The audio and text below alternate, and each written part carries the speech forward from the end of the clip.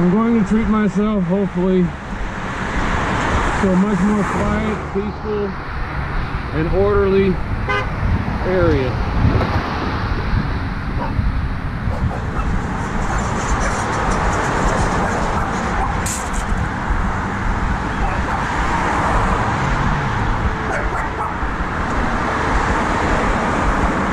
I'm going to a street where it just works.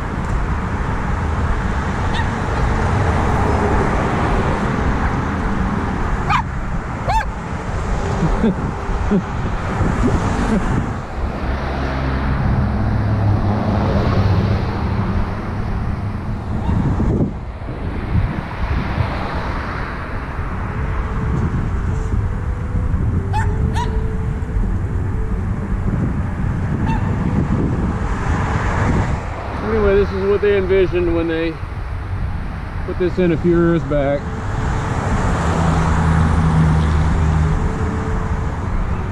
Something that's park-like.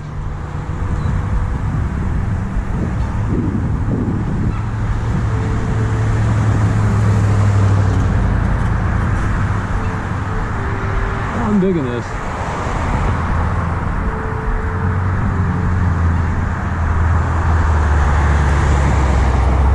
It's a dog that knows its love, pretty well behaved.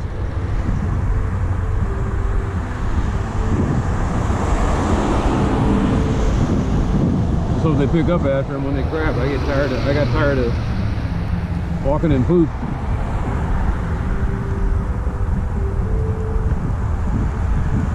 And of course there's always a parking lot.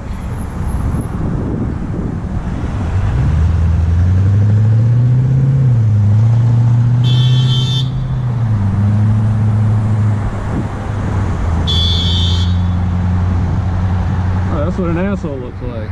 Okay.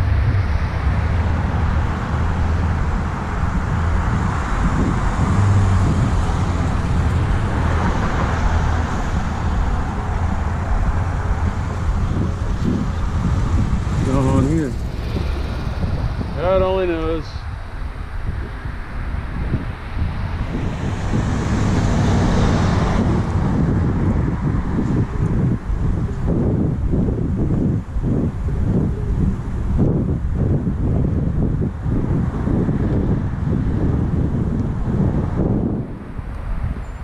Never a dull day, huh? No, I just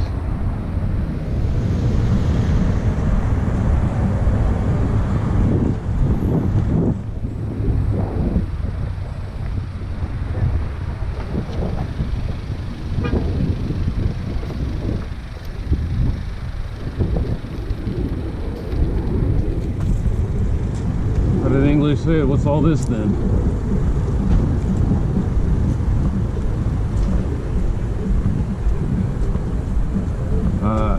Okay. Alright. Didn't know that people were fighting this hard for simple houses on Clover. Says a lot. I was like, well guys, if you like this, I got a couple of crap houses on my street that you can have.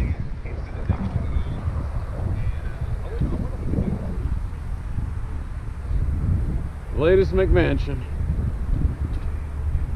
Oh, you know what it is? It's because it's Clover. That's why everybody's going ape shit for this. This is a good street. At that point, that means this, I guess this is legendary.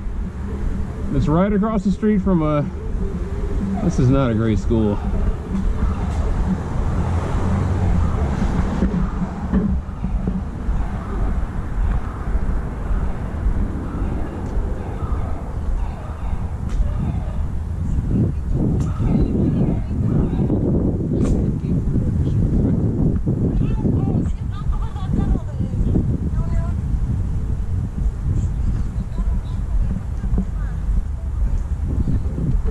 thought they were speaking Spanish, but it might be Portuguese.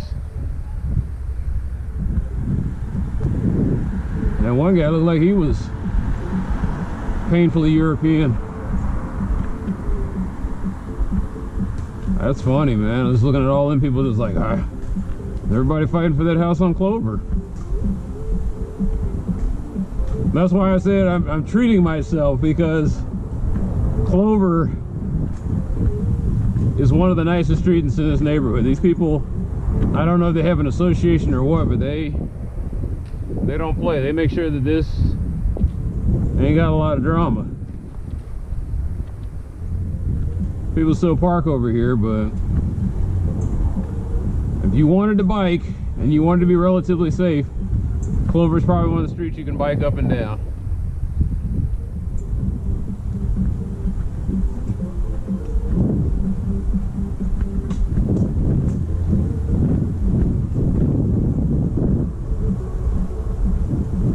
I'm just getting tired of seeing everything that's wrong, so I decided to take a break this week.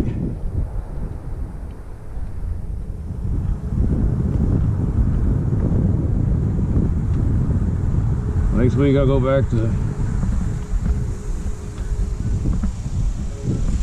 doing going down the shitty streets. Well, I was gonna say it looks like Oklahoma dirt. Oklahoma plates.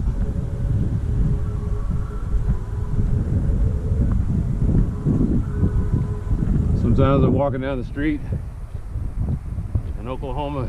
That's what sucks about having solar panels, is hey kitty, that one's used to people. But sometimes I look up and a storm goes by or some wind blows in, and my solar panels are caked in red dust. It's almost impossible to keep solar panels clean. I say that, I look over and there's somebody with some clean Panasonic solar panels. Maybe that's part of the HOA or something. Was this the house that used to be the... Nah, Clover used to have some wacky houses. It was kind of in vein with...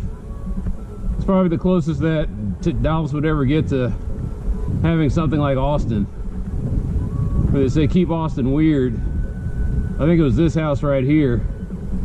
It used to have a house that had the garage door had glass and stuff on it, and it had a fiberglass hay bale with a smokestack coming out of it. And the guy was some kind of weirdo artist. And then they had an iron K that was leaning back.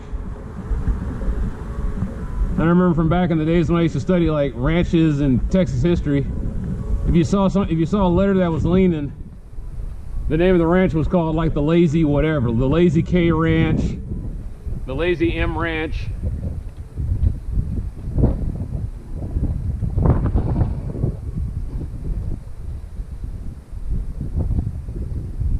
Now all those people, I'm thinking that somebody's buying the house. All them people over there were probably gonna do like this asshole here. Rent that house out.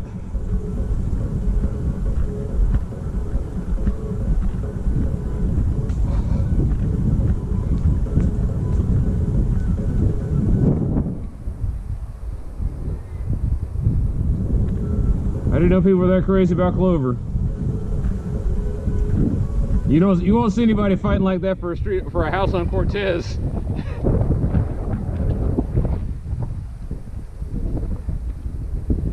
Does Cortez have potential? Yeah, it has great potential. But Cortez is Cortez.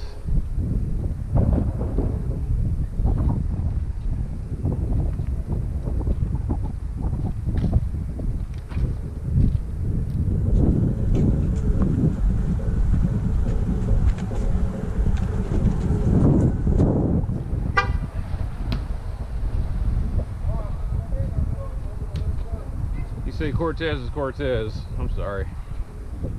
What I meant is Cortez needs a lot of work. Cortez needs a seismic shift. Maybe literally and not just figuratively.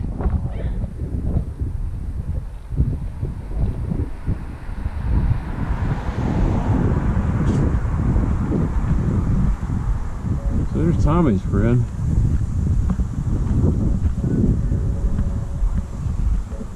I'm like, how do these people know who I am? And I was like, because your dad was a talker.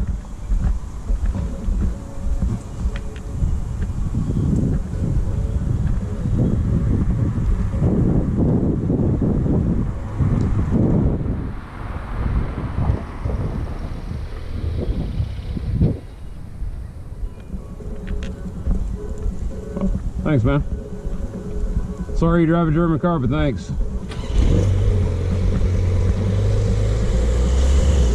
I mean, I'm not going to talk bad about German cars. My family fixed Volkswagens, so I had a love affair with the Beetle. My dad fixed up and sold so many Beetles. He had a 50s model, a 70s model. Did a couple of Mexa Beetles. My dad loved working on Volkswagens. Or Volkswagen Beetles, because they were Volkswagen Beetles kind of almost like betray everything that German engineering is about. It was simple, it was easy to work on, it was reliable.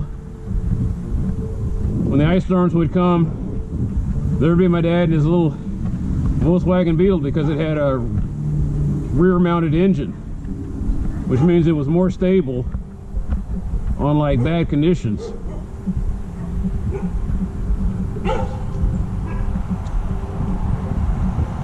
Volkswagens were designed to run very well on ice and winter weather. Whereas everybody else is slip sliding, my dad, the Beetle is just puttering along.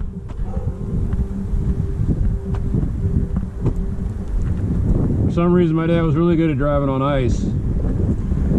I guess it's because they was up there in Michigan for a while.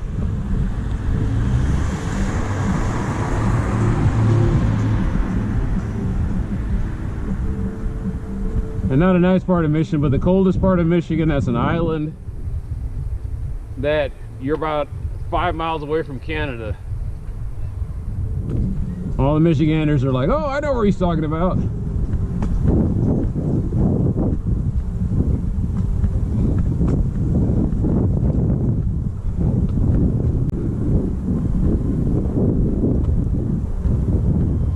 It was a town that was so Canadian it had a French name.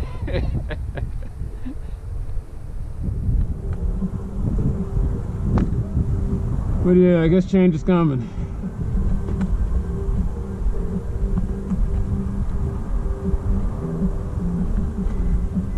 I think that was the lawyer house. They tore it down.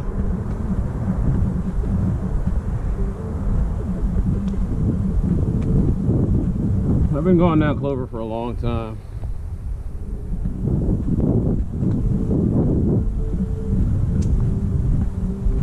What kind of wood is that?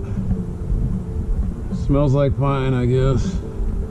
It's good smelling wood though. I will miss that. When you go by construction yards and they got fresh lumber, and the smell of fresh lumber.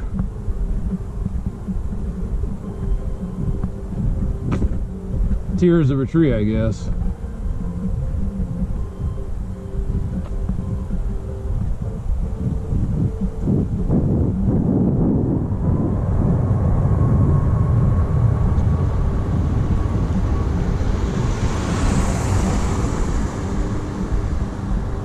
That was nutty though, just like I said, where I'm at, it's owned by one house is owned by a guy probably from China or somewhere in East Asia, and then the other guy's from South Asia, and he's got some guys putting really low quality, crappy work into the building of this house. Taking them over a year. I feel bad for whoever buys that house, not knowing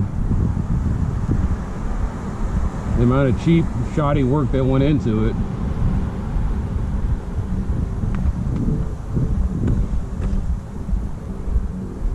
A guy who couldn't even be bothered to get rid of the squatters in his house because he was too busy managing his properties in New Jersey.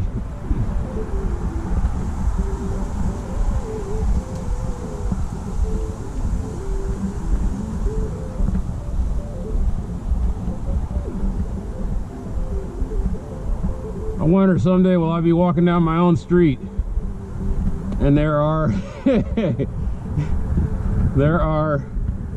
minibuses filled with eager buyers to scope out an overpriced McMansion.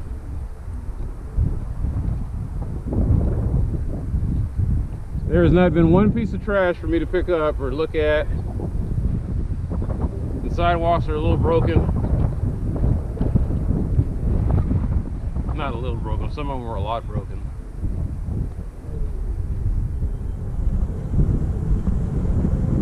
But broken to the point where, like I said, you can roll your wheelchair or move out to the street and walk through it.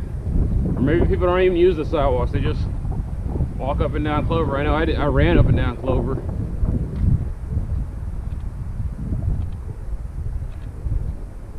That's the only trash I'm gonna see is this bucket of pitch I've been looking at for the last 9 months. Can't quite figure out what was going on there.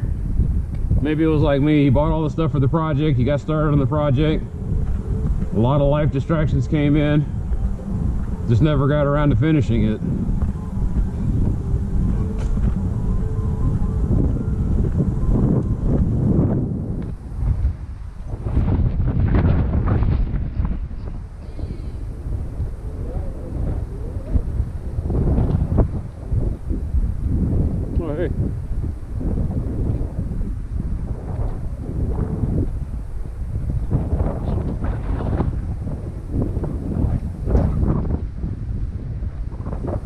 I've been down all these streets. Gaspar is weird.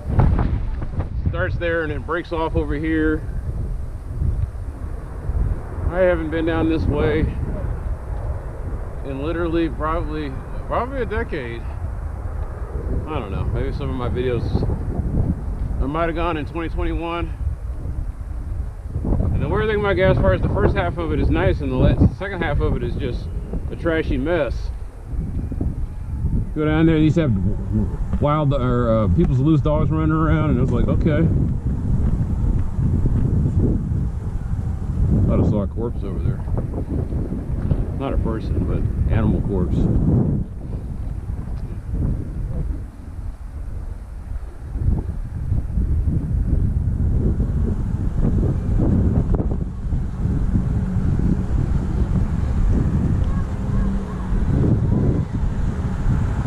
Like I would never go down the alleys of Dallas because my options are there's a chance I can get bit or hit. I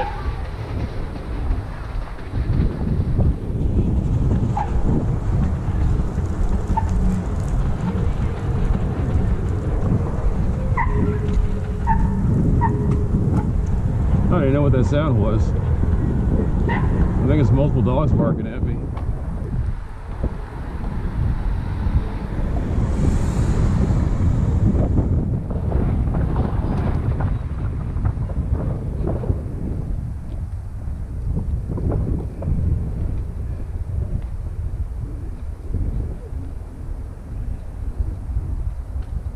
The last vestiges of an old neighborhood is when those people go away.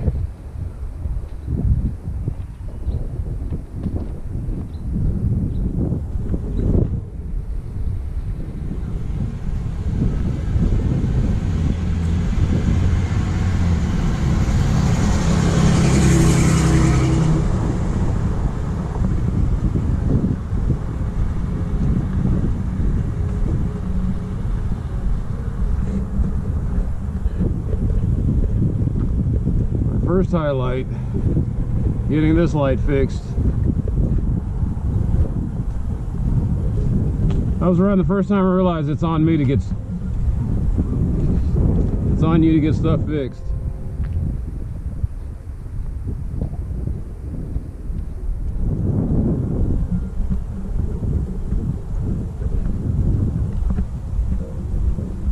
It's like I was talking to one of the guys at work, and he was talking about how, I think he said Rod Stewart was living in a place here, or not here, but he was somewhere in the United States. And the street he was driving down had a bunch of potholes. And he called the city and nobody would do anything, so he just hired a guy to go out there and fix the potholes. And the city got mad at him and dug up all the stuff that he had put in.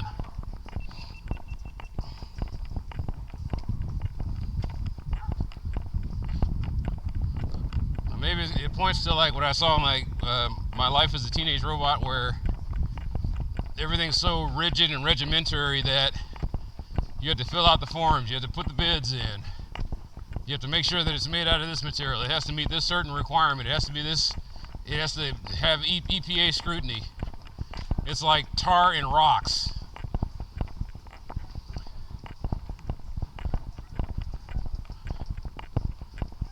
We have legislated ourselves to the point of inefficiency. Sometimes we forget why the law exists and just blindly follow it. And I'm real sure that's not what the Founding Fathers meant. These guys were just playing it fast and loose. They didn't define any of this stuff, and they left everything vague because future generations were probably going to have a different constitution. In their heads, they were thinking, this is a nice start, but it's incomplete. Future generations will make them smarter and smarter, and as they get used to this system, they'll come up with something better and better. And they didn't know the first law about living here, which was never underestimate the stupidity of the American people. The traditionalists are sitting here fighting to keep a 300-year-old document 300 years old.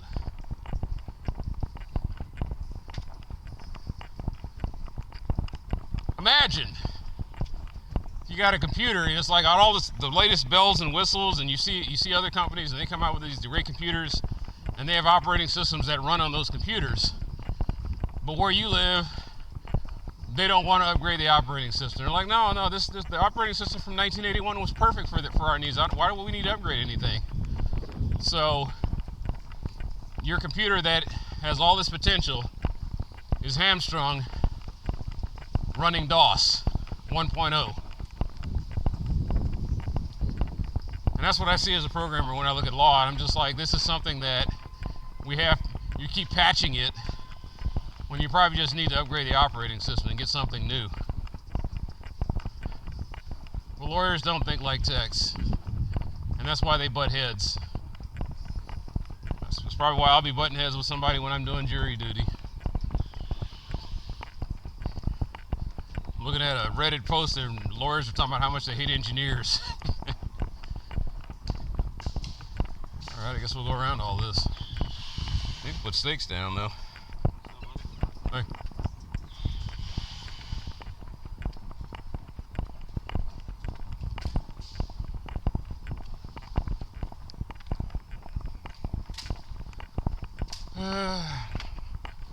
Nothing finer than this sidewalk. I think I'm going to pull the trigger and get mine done. $2,800. You might as well just round it up to $3,000. That's how much the city of Dallas is going to charge me to replace my sidewalks. That's the cost share program. But that points back to what I'm talking about, like supply, demand, greed. Something that probably should cost only about $500 balloons up 6 to 10 times its price.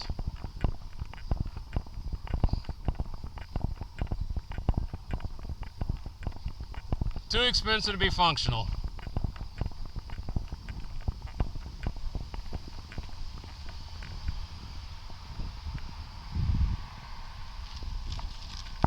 Almost points to something that astrophysicists talk about. how when something gets more larger and complicated, it moves slower. Or time seems to move slower.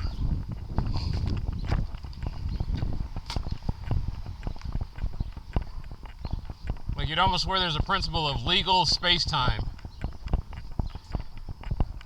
The larger and more complicated something gets, the more expensive it gets, the slower it moves and it gets all twisted and doesn't function right.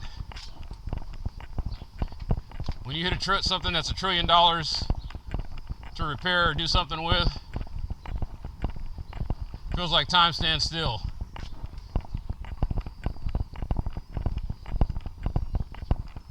The theory of financial gravity. I mean, yeah, they got gravity models for finance too.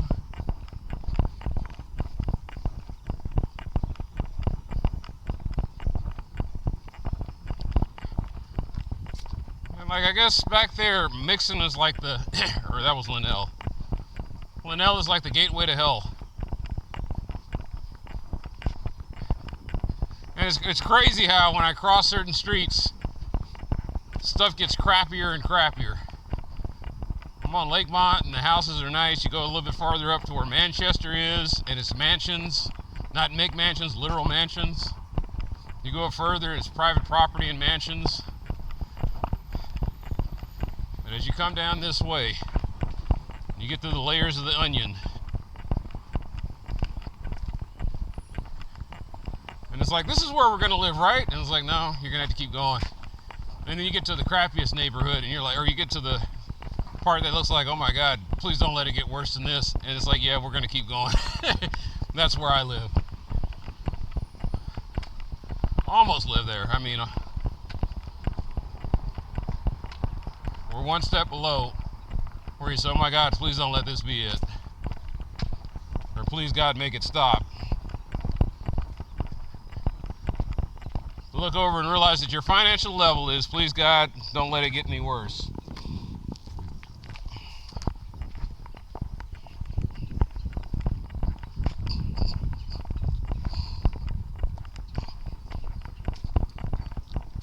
My neighborhood encapsulates when people talk about when they say most people don't have emergency funds and they're one bad medical bill or disaster away from being out on the streets. That's where I live. Like right over there, there's something like the tornado came through here and just wiped out entire households. People who will never come back. I haven't even gone down the worst of it yet, which was, you know, every week I go down Community. Community is tame compared to Overton. Is it Overlake and Timberview? I haven't gone down Brockbank. A street so bad that forget going by it at night. You probably don't want to go there during the day either.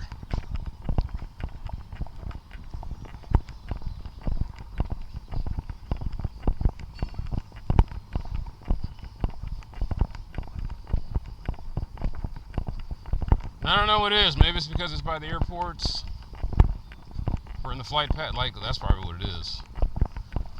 Right there in the flight line.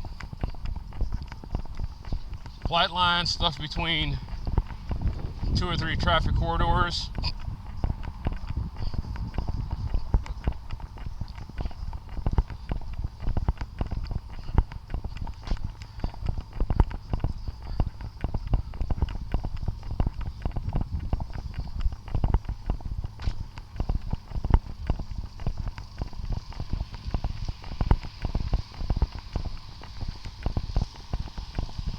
Then you get here.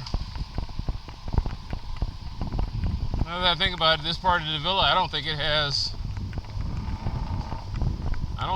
any, I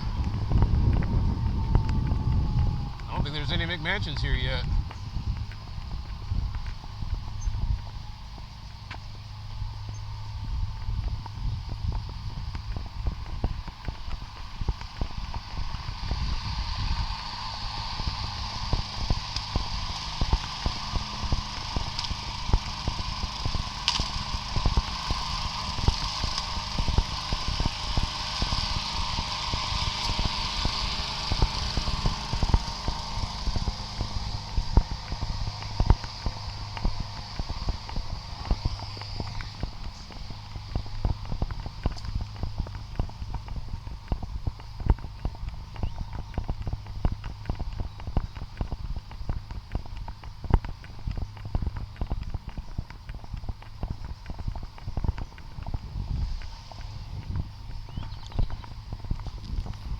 No, like I said, people like to drag strip down here.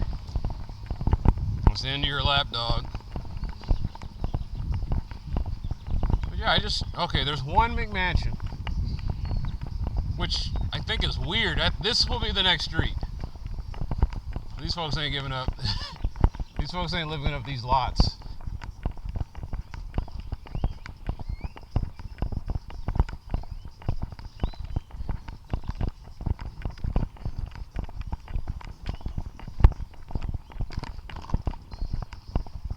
Yeah, this house does not fit in at all.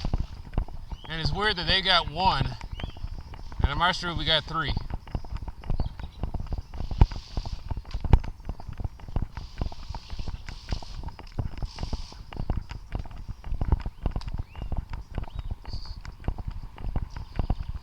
I'm just trying to figure out why they build these houses where I'm at, because like, who do they think is going to live over there? I guess we'll find out in a year. Some of those houses they built, and they're still empty years later. I was like, of course they're empty years later. We just had, you know, gunshots and people parking on the streets and hot rodders, and we got flop houses. I don't think there's any flop. I don't think I saw a single flop house on my way through that little slice of heaven. Nobody running generators because they don't have any electricity in the house. No one crapping outside or pissing outside because they didn't tore out all the plumbing. Or at the beginning of the month, you got skeevy people coming to the house to pick up drugs.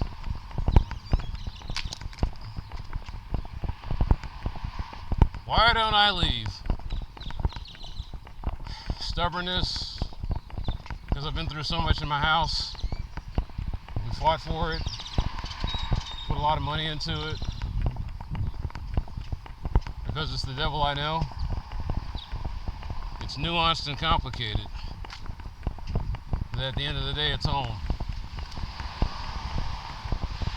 That's why I stay. It's like the people who are in bad relationships. I know the good of the person that I'm with. And those glimpses of those glimmers are why I stay.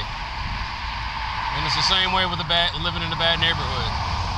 You remember how it used to be when you were first dating, when they were still kind of beautiful or cared, or at least put it in an attempt.